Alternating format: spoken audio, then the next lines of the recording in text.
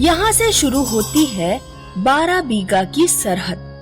बोलते हैं 12 बीघा में कभी कोई क्राइम नहीं होता, क्योंकि 12 बीघा की रखवाली करता है इंस्पेक्टर दुर्गा का भूत, जो क्रिमिनल्स को नहीं छोड़ता। गुंडे भूत को देखकर थर थर कांपते हैं। माफ कर दो, प्लीज मुझे माफ कर दो। तुझे माफ कर दूं ताकि तू किसी मासूम इंसान का गला काटे? मुझे पैसे मिले थे, मैं अपने परिवार के लिए ये सब करता हूँ। अब तक जिनको तूने मारा है उन सब का भी परिवार है। इंस्पेक्टर दुर्गा का भूत उस गुंडे को पैरों से घसीटते हुए पहाड़ी पर ले गया और उस गुंडे को वहाँ से नीचे फेंक दिया। ये मेरा एरिया है, यहाँ कोई भी क्रिमिनल जिंदा नहीं रह सकता। ये है मंगलू, जो एक बहुत ही जाना माना लुटेरा है।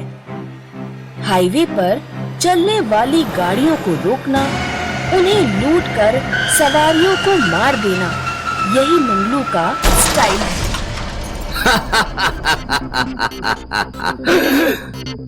और जिन्हें मंगलू मारता था उन सब की गाड़ियों पर वो अपना नाम लिख देता था।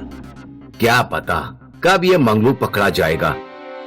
आजकल इस मंगलू के नाम की इतनी दहशत है कि लोगों ने रात में हाईवे से सफर करना ही बंद कर दिया है। एक दिन इस मंगलू का जरूर अंत होगा।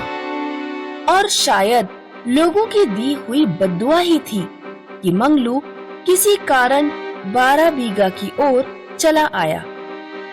मंगलू ने सोच लिया था कि वो अपना अगला शिकार इसी सरहद के हाईवे पर ही करेगा, और वो रात होने का इंतजार करने लगा।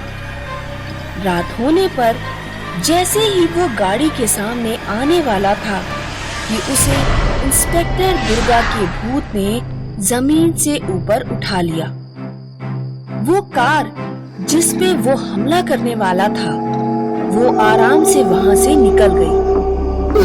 मुझे नीचे उतारो, कोई मुझे नीचे उतारो।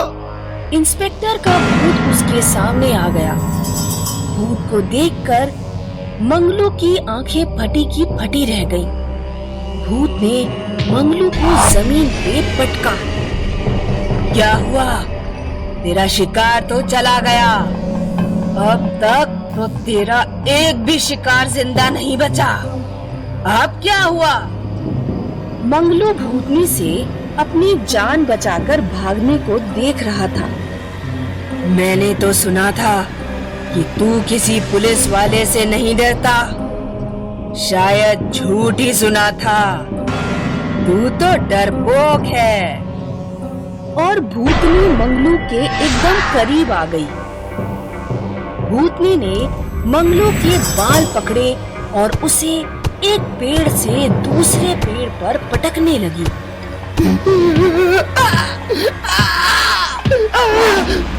मुझे छोड़ दो, जाने दो। इसी तरह कई लोग तेरे आगे गिड़गिड़ाए होंगे, पर तूने किसी को नहीं छोड़ा, तो मैं कैसे तुझे छोड़ दूंगी?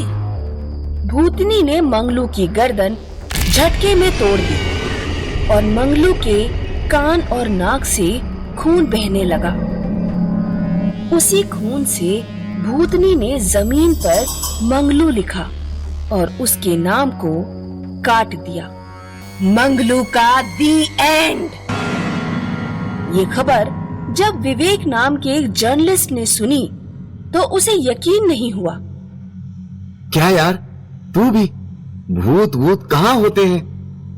तुझे यकीन नहीं है ना? तो खुद 12 बीघा आकर पता कर ले। वो सीधा 12 बीघा के पुलिस स्टेशन गया और वहाँ जाकर वो एक हवलदार से बातचीत करने लगा। मैडम का भूत है, मैंने खुद देखा है। मेरे अलावा कई और लोगों ने देखा है। उसके बारे में मुझे कौन बता सकता है? इंस्पेक्टर अविनाश, उनके जूनियर थे, वो ही बता सकते हैं। ठीक है। अब विवेक इंस्पेक्टर अविनाश के पास गया। सर, आपको भी लगता है कि इंस्पेक्टर दुर्गा भूत बनकर मुजरिमों को सजा दे रही हैं? मुझे लगता नहीं, मुझे यकीन है, क्योंकि मैंने उनके अंडर कई सालों तक ड्यूटी की है। ठीक है सर, पर ऐसा क्यों? जिस टाइम मैडम ने 12 बीघे में अपना चार्ज लिया था, उन्होंने ठान लिया था कि वो 12 बीघा को क्राइम फ्री करके ही रहेंगी। उस वक्त 12 बीघा में दिन दहाड़े लूटपाट होती थी, लेकिन मैडम ने आते ही इन क्रिमिनल्स की अच्छे से पिटाई करना शुरू कर दिया। मैडम के जूते की थाप सुनकर ही क्रिमिनल्स दौड़ पड़ते थे। वो अपने नाम की ही तरह दुर्गा का रूप थी। उनके यहां आने के बाद 12 बीघा में क्राइम रेट्स कम हो गए और इसका सबसे ज्यादा नुकसान हुआ एमएलए यादव को। यादव ने मैडम को कई बार धमकी दी। धमकी ना तो जैसे गीदड़ ही देते हैं, सुधर जा वरना तेरा तो जुलूस निकालूंगी इसी 12 बीघा के बाजार में। अपनी इंसल्ट एमएलए यादव को बर्दाश्त नहीं हुई।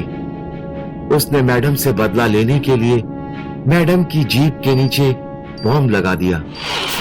कुछ दूर जीप चलने के बाद ये आवाज कैसी है? मैडम ने झुक कर देखा तो उनकी गाड़ी के नीचे बॉम्ब था, पर वो रुकी नहीं, वो गाड़ी चलाती रही। वो गाड़ी को एक सुनसान पहाड़ी पर ले गई, पर इससे पहले कि वो गाड़ी से कूद पाती, बॉम्ब ब्लास्ट हो गया और मैडम नहीं रही। यहाँ एमएलए यादव अपनी जीत का जश्न मना रहा था। मुझे बोलती थी मेरा जुलूस निकालेगी, अब देख कल उसकी अर्थी निकलेगी 12 बीघा के बाजार से। पर यादव को कहां पता था कि मैडम लौटेंगी। मैडम भूत बनकर लौटी। अचानक से यादव और उसके आदमियों को जूतों की थाप सुनाई देने लगी। भाई, ये तो उसी इंस्पेक्टर के जूते हैं। बहुरा गए हो क्या? वो तो मर गई, हमने खुदाई मारा है उसको। मैडम का भूत जोर जोर से हंसते हुए यादव के बिल्कुल सामने खड़ा था। भूत, भूत, भूत। उस रात मैडम ने एमएलए यादव और उसके सारे आदमियों को उसी कमरे में फांसी पे लटका दिया और बस तब से मैडम भूत बनकर इस 12 बीघा की रखवाली कर रही हैं। अगर वो मर गई तो उनकी आत्मा को शांति क्यों नहीं मिली? क्योंकि उनकी शपथ पूरी नहीं हुई। उन्हें 12 बीघा क्राइम फ्री बनाना है और मुझे यकीन है वो ये जरूर करेंगी। सर, आपको क्यों यकीन है कि इंस्पेक्टर दुर्गा भूत बन गई है? आपने कभी भूत देखा है क्या? वो केविन दिख रहा है, वो मैडम की केविन है। हर रात वो यहां आती हैं। यकीन ना हो तो खुद रुक कर देख लो। विवेक को अविनाश की बातों पर भी यकीन नहीं था। वो वहीं बेंच पर बैठा रहा। रात हुई, बाहर लोमड़ी चिल्लाने लगी और अचानक से पुलिस स्टेशन का डोर खुला। रूम में बैठे सभी ने खड़े होकर सैल्यूट किया। विवेक चौंक गया क्योंकि उसे कोई दिख नहीं रहा था, पर जूतों की थाप जरूर सुनाई दे रही थी। विवेक ने देखा कि वो जूते की आवाज केबिन तक गई और केबिन का दरवाजा खुला, पर वहाँ कोई नहीं था। क्यों? क्या हुआ? तुम्हें तो यकीन नहीं था ना? हाँ? विवेक की हवाइयां उड़ चुकी थी। उसे समझ नहीं आ रहा था कि ये सब सच है या सपना।